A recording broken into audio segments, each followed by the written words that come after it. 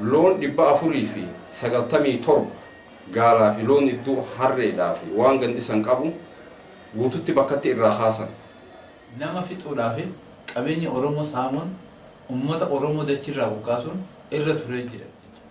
Saniifuu lafatanya sanis amma Soomaaliin fudhattee qabeenya dhabnee namaa fi qabeenya jiru hundi barbadaa'ee sababa sanitti biyyaa bahuun nu mudatti. Daawwattoota TV birraa ashamaa harka fuune. Akkuma beekamu akkuma dhagayamaa turatti aanaa Harargee Bahaa Muluqqee Mayyuu fi Gobeelli ta'uu hundatti Soomaaliin liyyuu poolisiin uummata Oromoo weeraruun lafarraa buqqisaa saamaa jiraachuus gurraan dhagayaa turre. Garuu amma tana keessumaa tokko duratti waan argamuuf gabaasa bal'inaan waan nu himu qaba. Maqaan kiyya Abdii Ayyuub Ibsaa jedhama yookaan dheereedha maqaan qoosaadha. Kanin itti dhaladhe aanaa Mayyuu Muluqqee Araddaa Muluqqee. Akkasuma gara biraatiin Harargee Dhihaa, Mi'eessoo, Hordoddee, naannoo Booranaa, Baale, Gindiir irraa gadi fageenyaan itti gaafatamaa waajjiraalee poolisii adda addaa Harargee Dhihaatti fi bulchiinsa aanaalee Odaa Bultoo Habroo hoogganaa naannoo sanii kan ture. Maqaan kiyya Abdallaa Qaasimiin jedhama. Godina Harargee Lixaa aanaa Habroo magaalaa Galamsoo keessan jiraadha. Kanaan dura dhugaa waajjira poolisii keessatti qaxaramee waajjiraalee poolisii aanaa adda addaa irratti sadarkaa gaggeessaadhaa fi akkasumatti bulchiinsota aanaa Habroo, aanaa Ancaar fi akkasumas aanaa Odaa Bultuu irratti hojii dalagaa ture. Adeemsuma adda addaatiin kaayoo dhaaba kanaa wajjinis gaggeessuu waan hin dandeenyeef fedhina hiyyaan galle hojii dhuunfatti galee ture. Haa ta'u hojii dhuunfatti illee garuu roorroon uummataa waan babal'ataa jiruu fi gaafiin uummata keenyaa deebisaa dhabee waan jiruuf dirqama gara qabsoo sabatti jijjiiramuu waan dirqama ta'eef gara qabsoo saba kiyyatti jijjiiramuudhaaf paartii biyya keessa jiru ofii kootti dabalamuudhaan isaan wajjin kan hojjechaa ture. Saniin booda osoo isaan wajjin akka godina Harargee Lixaattiin bakka bu'ee paartii ofii koodhaaf Oromoo Federaal Koongireesiidhaan fi hojii bal'aa wajjin dalagaa. Odeeffannoo garanaa fi garasii arganne isin dhiyeessuudhaaf qophii taanee jirra. Tursiin teessan nu waliin haa taatu. Gaa daawwattoota TV birraa akkuma dursa isiniin jennee turretti keessummoota lama qabannee isinii dhihannee jirra. Isaanis obbo Abdii Ayyuub Ibsaa fi obbo Abdallaa Qaasim jedhamu. Isaanis mirgaa fi bitaa hiitti argamu. Inni mirgaa hiitti argamu obbo Abdii Ayyuub Ibsaa yookaan dheeraa jedhamuun ni beekama. Gaaffiin isa gaafachuu barbaadu rakkoo jeequmsa biyyaa si baasuudhaaf dirqama si ta'an uummataaf ibsuutiin si afeera. Abdii akkatti fuftuus gaafa. Dhugaadha jeequmsa naannoo shanii Oromiyaa irratti banteetu Harargee Bahaatti nu mudate santu biyyaa na baase. Kuni aanaa Mayyuu Muluqqee sana Araddaa Muluqqee taniin ani itti dhaladhe sani Soomaaliin lijoo haydiidhaa fi milishaa godina irraa walitti guuranii nama 700 itti erganii Araddaa san weeraran. Loon 497 gaalaa fi loon iddoo harreedhaa fi waan gandi san qabu guututti bakkatti irraa haasan. Yeroo waan kana bakkatti irraa dhabamsiisanii maatii fixanii abbootii fixanii hafiiguu danda'u fiigee bahee hatabaroon qabne dullachaaf ijoollee achitti Soomaaliin gattee anis makiinaan qabaa xiqqoon qabuuniif qabee nama naannawa san ka hoggasan muka keessa seene ka muka horee muka gubbabbaye ka lafarra fiigee daggala seene ka goda hallayyaa seene hoggaa Soomaaliin lafa san gadhiiste walitti dachaan achi.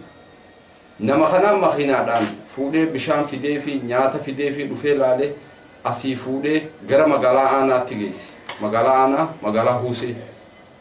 Huusee geesseetiin Huuseetti achitti warri dukkaanaa jiraattonni magaalaadhaa masgiidatti yeroo salaata khutbaa irratti himanii uummata kana namuu gargaaruu qabdan jedhanii namu warri dukkaanaa guutuun kuma qarshii kuma maallaqa Itoophiyaadhaa walitti qabanii sharaa bitanii fi raashina bitanii fi akkasitti uummataan bakka lolaatii haasee magaalaatti fidee qubsiise magaalaa fide san magaalaatti lafa kennanii fi uummanni abbummaan lafaa lafatiyya tanarratti sharaa jaarradhaa qubadhaa jeeni gargaarsa godhanii sababa sanitti achirraa eegalaniiti faantoonnatti qabatan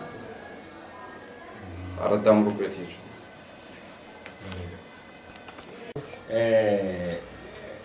Obbo Abdii Ayyuub Ibsaa Gafandeere Somaaleen waraanni naannoo Somaalee yookaan liyyuu poolis kan jedhamu waraana federaalaa hidhatee uummata Oromoo irratti bobba'ee achirraa aanaa muluqee uummata godaansan jedhu. Kana gargaaruu fi magaalaa Hoseetti isaa wal qabee achirraa maal uummata kana gargaara. Maa isaan baraarfatu warraa jechuudhaan mareebaniin xiyyeeffannaa jala galee biyyarraa bahee jedha. Aanaaleen Somaaliidhaan yookaan liyyuu poolisiin weeraramte tuni araddaalee kamii fi kamii? Araddaan liyyuu poolisii weerarte araddaa taa'aa huraa takka jalqaba irratti araddaa taa'aa huraa weerarte bulchaa araddaan ijjeessan araddaa taa'aa huraa. Eenyu maqaan isaa? Maqaan isaa xiqqoo naan galu. Tole. Araddaan teenyaaf tasan xiqqoo araddaa sadii nuti jira. Araddaa taa'aa huraa irratti jalqaba weerarri baname. Barri isaan weeraran araddaa huraa araddaa taa'aa huraa yoo. Waruma tokko soomanuma kote soomana amma hadabre kana. Kuma lamaa fi kudha lama jechuudha. Kuma lamaa fi kudha lama. Tole. Araddaa taa'aa huraa irratti dura takka dhufaasni jalqabame bulchaa araddaan ijjeessan qabeenya achi jiru ni saaman uummata haanni gudeedan dhalaani gudeedan saamichi guddaan achirra geggeeffame. Achirraa federaal poolisiin dhufte. Federaal poolisiin dhufte tun maal jette isin uummata Itoophiyaati. Obbo Diyoon bakka buutee isin hoogganuu hin dandeessu bulchiinsa gaarii hin qabdu. An makiinaa kiyya giddaajii fuudhanichi nageessan guyyaa mari'achiisan wanni dirqama fuudhanichis geessan. Dirqama giddaajii guyyaa uummata san mari'achiisan. Saniifuu naannoo shan jala bu'aa. Oromiyaa yoo bulchiinsa gaarii qabaattee isiin sirreeffattee haa gubbaarraa xalaayaa fixattee bulchiinsa gaarii uummata kana qabachuu ni dandeenya rakkoo uummataa hiikuu ni dandeenya waan jedhamu obbo Diyoon qabattee yoo dhufte kunis Itoophiyaa boruus as garagaluu ni dandeessan. Saniifuu obbo Diyoon bulchiinsa gaarii hin qabdu Oromiyaan dadhabduudha naannoo shan jala bu'aa jedhanii mari'achiisan. Uummata bakka masallee jedhamtutti taa'aa huraa biiroo Oromiyaa ta'uu hubansan irratti. Tole. Araddaan Harooreessaa Gaara Walloo Jidduu Misraa araddaaleen tanneen liyyuu poolisiin weeraramtee jirti. Moo isinoo haalli isiidhaa akkami? Guyyaa san taa'aa huraa oollee guyyaa lamadaan maas giddaajii Harooreessaa nageessan araddaa Harooreessaa tutti aana taa'aa huraatti. Araddaa Harooreessaa hoggaa nageessan makiinaan biyya san hin jiru. Biyya fagoodha. Makiinaan nagadaa dhuftus yeroo lolaan biyya san inni dhabamte. Ana abbaa biyyaa hagaratti deemuu qabna uummata keenyaan gargaara jechi deddeemu malee. Araddaa Harooreessaatis dhufaniitu ijoollee nam jaha gatan. Obboleessa bulchaa araddaatii fi bakka bu'aa araddaatii fi kana gatan bulchaan sabsabaadha jedha bulchaan araddaadha. Nam jaha hoggaa gatan federaal poolisiin dhufte giddaajii na fuudhanii geessan. Ni mari'achiisan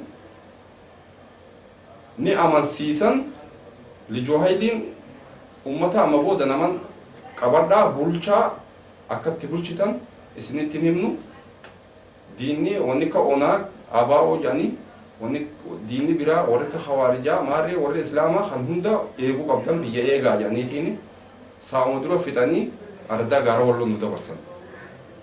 Araddaa Gaara Walloo hoggaa dhayne bulchaan araddaadha hoggaa isaan dhaynee makiinaarraa gabbu'an eessaas fidanii jee akkatti halee araddaa san mari'achiisanii arraas araddaa ta'an mari'achiisanii maallaqa waraanaa sii kennaa guyyaa lama giddaajii siin goonu arrasiif ijaamna kana jedhanii na sosobanii na oofuu jiraniin akkaataan beeku naannoo shan jala bulaa qaceelfama jaamuun deemanii jeenu. Akkasitti abshir gaariidha. Dhufanii waan dhufanii ni eeyna. Tan dhufaniin deebisaan raggoonaa jee bulchaan araddaadha. Dura himee fi formashiina kennee fi gattaa'an hoottaa jedhanii ni mari'achiisan hoggaa kana akkasitti araddaa Gaara Walloo mari'achiisan araddaan Gaara Walloo hoggaa mari'achiisan waltajjii dhiittee baate nama 300 ol ka ta'u.